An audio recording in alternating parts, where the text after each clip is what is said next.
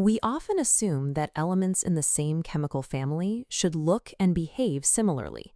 Because they occupy the same column on the periodic table, it seems logical that they would share nearly every physical trait. Group 16, the Chalcogens, proves how misleading that assumption can be. This family includes oxygen, the gas essential for every breath we take, and polonium, a radioactive and lethal metal where even microscopic amounts are fatal. This atomic schematic reveals their shared genetic blueprint. Every element in this group has exactly 6 valence electrons.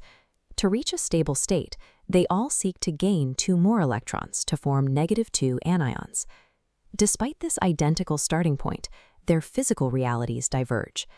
In the Chalcogen family, the distance between those electrons and the nucleus determines whether an element supports life or destroys it.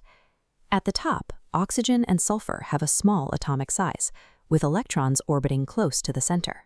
Because the atom is so compact, the nucleus maintains an unyielding grip on its outer shell, creating high ionization energy that makes them stable nonmetals. This tight hold allows oxygen to remain a diatomic gas and enables sulfur to form the solid structures required to produce industrial sulfuric acid. When the nucleus maintains absolute control over its electrons, the element functions as a stable, non-metallic building block of the natural world. As we move down to selenium and tellurium, the atomic mass and radius increase significantly. This added distance weakens the nucleus's influence.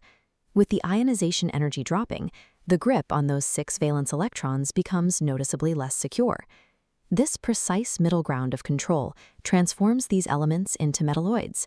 They are brittle materials that possess photoconductive properties, meaning they can conduct electricity when hit by light.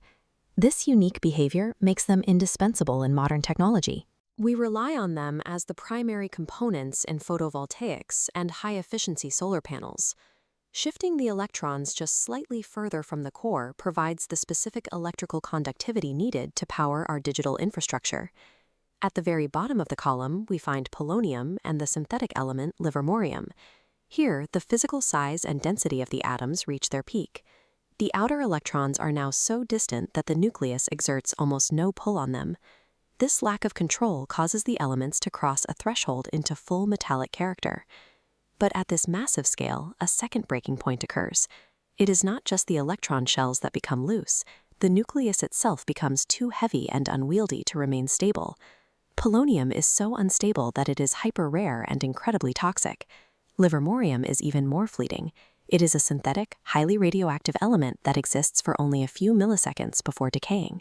Pushing an atom's architecture to these extreme physical limits causes it to collapse, turning a chemical family member into a radioactive hazard.